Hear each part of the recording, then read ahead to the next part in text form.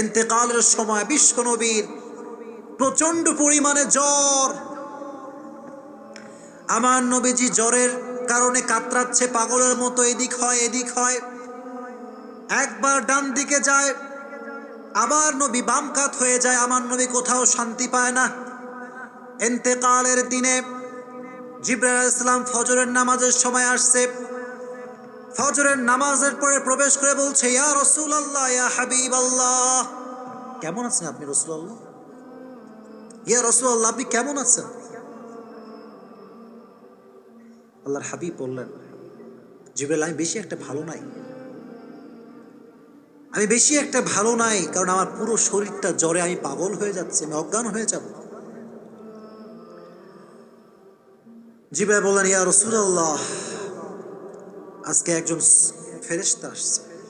এই ফেরেশতা কারো কাছে কখনো অনুমতি চায় না। এই ফেরেশতা আজকে আপনার কাছে আসার জন্য অনুমতি চায়। সে কি আসতে পারে ইয়া রাসূলুল্লাহ? আল্লাহর হাবিব বললেন, যাও তাকে নিয়ে আসো।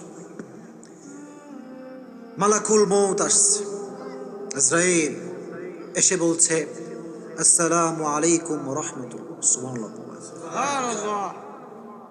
রাসূল আপনাকে সালাম, আপনাকে সালাম, ইয়া রাসূলুল্লাহ, ইয়া হাবিবাল্লাহ, আপনাকে সালাম।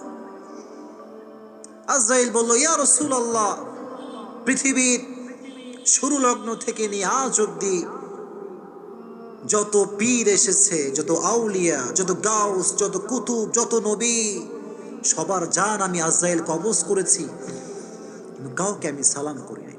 You are the first person, আপনি প্রথম মানুষ যাকে আমি জিবরাইল সালাম করেছি। সুবহানাল্লাহ, আমি আপনাকে সালাম করেছি। আল্লাহর হাবিব বললেন, বলো কি করতে চাও বলো। মালাকুল মউত বললেন, ইয়া রাসূলুল্লাহ, আল্লাহ আপনার দিদারের জন্য অপেক্ষা করছে। সুবহানাল্লাহ। মালাকুল মউত বললেন, ইয়া রাসূলুল্লাহ, তবে একটা কথা আপনাকে আমি অবগত করতে চাই। আল্লাহ তাআলা আমাকে বলে পাঠিয়েছেন, এই মালাকুল মউত, আজকে তুই যার জান কবজ করবি উনি কিন্তু সাধারণ কোনো মানুষ নয়। এই মালাকুল মউত, স্টপ, শুনে যা, আমি যা বলি শুনে যা। আমার আল্লাহ আমাকে বলে দিয়েছে, আমার রাসূল যদি থাকতে চায় রেখে দিবি, আসতে চাইলে নিয়ে আসবি। সুবহানাল্লাহ পড়েন। আমার নবীর ইন্তেকালের সময় বিশ্বনবীর জামাতারা কাঁদছেন, বিশ্বনবীর সব স্ত্রীরা পাগলের মতো কান্না করছেন, নবীজির মেয়েরাও কান্না করছেন। সবচাইতে বেশি যেই মেয়ে কান্না করছেন তার নাম হচ্ছে ফাতেমা রাদিয়াল্লাহু তাআলা আনহা। মেয়ে, নবীজির কলিজার টুকরা মেয়ে ফাতেমা রাদিয়াল্লাহু তাআলা আনহা পাগলের মতো কাঁদছে, আব্বা আর থাকবে না, আব্বার সময় শেষ হয়ে গেছে। ফাতেমা চোখের পানি ছেড়ে ছেড়ে কাঁদছে। আল্লাহর হাবিব বললেন, ফাতেমা তুমি আমার কাছে শোনো, ও আমার মেয়ে, তোমার কান্না করার কোনো কারণ নাই, তুমি আমার কাছে চলে আসো। ফাতেমা রাদিয়াল্লাহু তাআলা আনহা যখন বাবার কাছে আসলেন, বিশ্বনবী বললেন, ও ফাতেমা, তোমার কানটা আমার মুখের কাছে নিয়ে আসো। ফাতেমা রাদিয়াল্লাহু তাআলা আনহা নিজের কানটা বিশ্বনবীর মুখের কাছে নিয়ে আসলেন।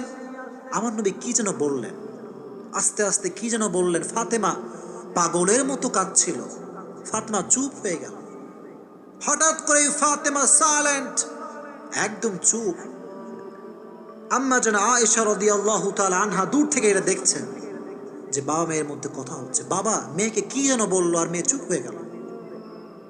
ফাতেমা চুপ হয়ে গেছে, আর কোনো কান্না নাই। আয়েশা রাদিয়াল্লাহু তাআলা আনহা ডাকলেন, এই ফাতেমা শোনো,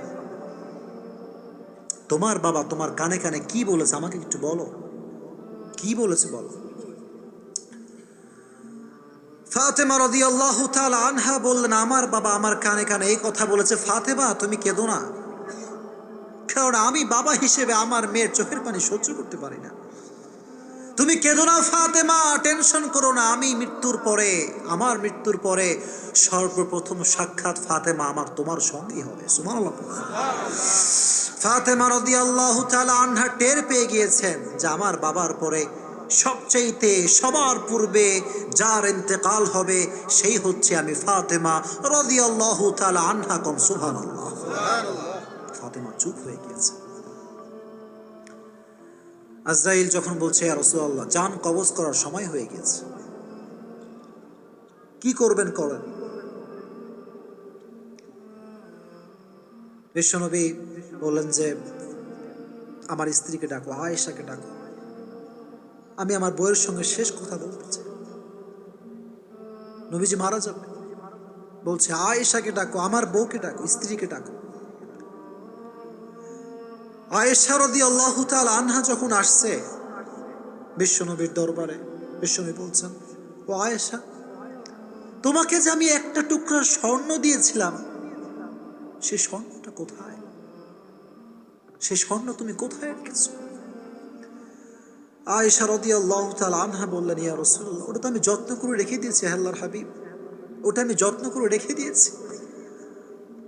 আল্লাহর হাবিব বললেন সদকা করে দাও, আমি মুহাম্মদ আল্লাহর কাছে এমন অবস্থায় সাক্ষাৎ করতে চাই না যে আমি মুহাম্মদ এক ফোঁটা স্বর্ণের মালিক। সুবহানাল্লাহ। দান করে দাও, এটা লাগবে না, এটা দান করে দাও, এটা দান করে দাও। একটা স্বর্ণের মালিক আমি মুহাম্মদ, এই অবস্থায় আমি আল্লাহর সঙ্গে দিদার লাভ করতে চাই না, দান করে দাও এটা। ওমর ফারুক রাদিয়াল্লাহু তাআলা আনহু একবার বিশ্বনবীর ঘরে আসলেন, এসে দেখলেন দো জাহানের সর্দার, দো জাহানের বাদশাহ, দুনিয়ার বাদশাহ, আখিরাতেরও বাদশাহ ঘরের ভিতরে শুয়ে আছে। বিশ্বনবীর ঘরটা কেমন আমি একটু বলে দেই, আপনারা শোনেন। ধৈর্য কারে বলে একটু শোনেন, তাকওয়া কারে বলে একটু শোনেন। And try to feel this matter and try to think about on this matter. একটু ভাবেন না। ওমর এসে অবাক হয়ে গেল, আল্লাহর হাবিব শুয়ে আছেন, কোনো খাট নাই, কোনো কম্বল টম্বল কিচ্ছু নাই, রসুলের ঘর, পুরো ঘরটা ফাঁকা। রসুলের ঘরে একটা মাত্র চাটাই আছে, চাটাই। নবীজি চাটাইয়ের উপরে শুয়েছে তো পিঠ সব দাগ হয়ে গিয়েছে, পুরোটাই পিঠ দাগ আর দাগ। আমার নবীজি পান করবে, কোনো সুন্দর জগ নাই, গ্লাস নাই, একটা গ্লাস, সামান্য একটা পানির পেয়ালা ঘরের এক কোনায় পড়ে আছে, উল্টে পড়ে আছে। ওমর বলল ইয়া রাসূলুল্লাহ, আপনি আমাকে একটা সুযোগ দেন, আপনি দো জাহানের সর্দার, ইয়া রাসূলুল্লাহ, আপনার ঘরে একটা কম্বল নাই, আপনার ঘরে একটা চাটাই নাই ইয়া রাসূলুল্লাহ, আপনার ঘরে একটা খেতা নাই ইয়া রাসূলুল্লাহ, আমাকে একটা সুযোগ দেন, আমি একটা খেতা নিয়ে আসি, একটা কম্বল নিয়ে আসি। আল্লাহর হাবিব বললেন ওমর, আমি তো দুনিয়াতে শান্তি করার জন্য আসি নাই, আমি তো দুনিয়াতে টাকা কামাবার জন্য আসি নাই, আমি তো বিশাল বড় ডুপ্লেক্স ট্রিপ্লেক্স হোমে থাকার জন্য আসি নাই। সুবহানাল্লাহ পড়েন। আমি মুহাম্মদ যদি আল্লাহকে বলি, আল্লাহ রাব্বুল আলামিন উহুদ পাহাড়কে আমার জন্য স্বর্ণ বানিয়ে দেবে। আমি যদি আল্লাহকে বলি আল্লাহ অঢেল ধন সম্পত্তি দাও, আল্লাহ আমাকে সবচেয়ে ধনী ব্যক্তি বানিয়ে দিবে। কিন্তু আমি তো শান্তি করবার জন্য আসি নাই, আমি তো শান্তি করবার জন্য আসি নাই।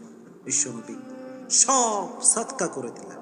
সাদকা করে যখন বিশ্বনবী একেবারেই নিঃস্ব, কিচ্ছু নাই আমার নবীর কাছে, সর্বশেষ আমার নবী যে বাক্যটি উচ্চারণ করলেন, শব্দটি বললেন, সেটি হচ্ছে আসসালাত, আসসালাত, আসসালাত ওয়া মা মালাকাত আইমানুকুম।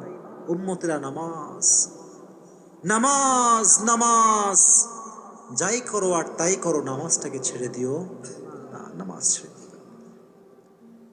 আমি এই যে আপনাদের কাছে দুটো হাত জোর করছি, যুবকদেরকে বলছি, যুবক আল্লাহর কসম একবার, আল্লাহর কসম দুইবার, আল্লাহর কসম তিনবার, তুমি নামাজকে বাদ দিয়ে পৃথিবীর কোথাও শান্তি খুঁজবা, আল্লাহর কসম আল্লাহর জমিনে তুমি কোথাও শান্তি পাবা না। চিল্লায় কাউ ঠিক কিনা? কোথাও শান্তি তুমি পাবা না। নামাজটা পড়ো, ওযু করো, একটা বার আল্লাহর কাছে সেজদা দাও, ওই একটা সেজদা তোমার জীবনের সমস্ত দুঃখ কষ্ট ভুলিয়ে দিবে। কও সুবহানাল্লাহ। ফাসজুদ ওয়াক্তারিব, prostrate and get closer to your Lord. সেজদায় নত হয়ে যান, সবচেয়ে নিকটে যাবেন একজনের কাছে, তিনি কে? আজরাইল বলল, ইয়া রাসূলুল্লাহ, এবার কি হবে ইয়া রাসূলুল্লাহ? আল্লাহর হাবিব বললেন, এবার আমি তোমাকে অনুমতি দিচ্ছি, তুমি আমার রূহটাকে কবজ করে নাও, রূহটাকে কবজ করে নাও। আল্লাহর হাবিব সর্বশেষ সময়ে পরিবারের কথা বলতে পারতেন, হাসান হোসেনের কথা বলতে পারতেন। আমার নবীজি চাইলে স্ত্রীর কথা বলতে পারতেন যে আমার স্ত্রী, তোমাদের ওখানে টাকা আছে, অমুক জায়গায় জমি আছে, নিয়ে নিও না। সর্বশেষ সময় নবীজি উম্মতকে ভোলে নাই। কম সুবহানাল্লাহ। আর আজকে সেই নবীর উম্মত হয়ে আমরা এক ওয়াক্ত নামাজ পড়তে চাই না, চিল্লাই কম ঠিক কিনা? আজকে ওই নবীর উম্মত হয়ে যুবক একটা মেয়ের জন্য দায়টাকে দৈনন্দিন 3 বার শেভ করে, চিল্লাই কম ঠিক কিনা? যুবক, আমি তো তোমাকে অলওয়েজ মোটিভেট করি, যদি তোমাকে কোনো মেয়ে দাড়ি রেখে পছন্দ করতে না চায় যুবক, আল্লাহর কসম ওই মেয়ে তোমার বউ হওয়ার যোগ্যতা রাখে না। যদি তোমাকে কোনো মেয়ে 5 ওয়াক্ত নামাজ রেখে পছন্দ করতে না চায়, আল্লাহর কসম ওই মেয়ে তোমার বাড়ির সদস্য হওয়ার যোগ্যতা রাখে না। জীবন থাক আর না থাক, দাড়ি আজ থেকে রাখবা তো ইনশাআল্লাহ? ইনশাআল্লাহ। সব যুবকরা হাত তোলো। Raise your hand. Fast, very fast. Raise your hand. বলো হুজুর। আওয়াজ নাই, জোরে কও হুজুর। আজ থেকে 5 ওয়াক্ত নামাজ বা জামাত আদায় করব ইনশাআল্লাহ। আজ থেকে আমি আমার দাড়ি রাখবো, জোরে কও ইনশাআল্লাহ। আচ্ছা কও তো, এই যে আমি দাড়ি রাখছি, আমার কি খ্যাত লাগে? খ্যাত লাগে? আমার কি আনস্মার্ট লাগে নাকি স্মার্ট লাগে? লাগবেই, স্মার্ট লাগবেই, কারণ আমার নবীর দাড়ি ছিল কি ছিল না? জোরে কও ছিল কি ছিল না? He was the most smart personality in the world. As a father, as a teacher, as a lawyer, as a commander, as a messenger, as a reformer of the society, Muhammad is the superman of the world. Subhanallah. বাবা হিসেবে, নেতা হিসেবে, সমাজ সংস্কারক হিসেবে আমার নবীকে গোটা বিশ্বের জন্য সুপারম্যান করে পাঠিয়েছে একজন, তিনি কে? ধৈর্য ধারণ করে দাঁড়িয়ে রাখবা। কে কি বললো, you don't care about anyone's comment. কথা কও ঠিক কিনা? প্রোফাইল পিকচার দিবা দাড়ি রাখা, দেখো এই যুবক, প্রোফাইল পিকচার দিবা দাড়ি রাখা, আর ক্যাপশনে লিখবা তোর যা মন চাই লিখে যা, আই ডোন্ট কেয়ার। পারবা ইনশাআল্লাহ? প্রোফাইল পিকচার শাহরুখ খানের ছবি দিও না। প্রোফাইল পিকচার ইন্ডিয়ান কোন সিনেমার নায়িকার ছবি দেওয়া যাবে না। পারবা ইনশাআল্লাহ? আজ থেকে যুবকরা দাঁড়িয়ে রাখবা তো ইনশাআল্লাহ? 5 ওয়াক্ত নামাজ বা জামাত আদায় করবা তো ইনশাআল্লাহ? আর আজ থেকে যেখানে যাও, be patient. You have to be a patientful personality. ধৈর্য ধারণ করলে সফলতা প্রত্যেকটা প্রান্তে প্রান্তে দিবে একজন, তিনি কে? আল্লাহ।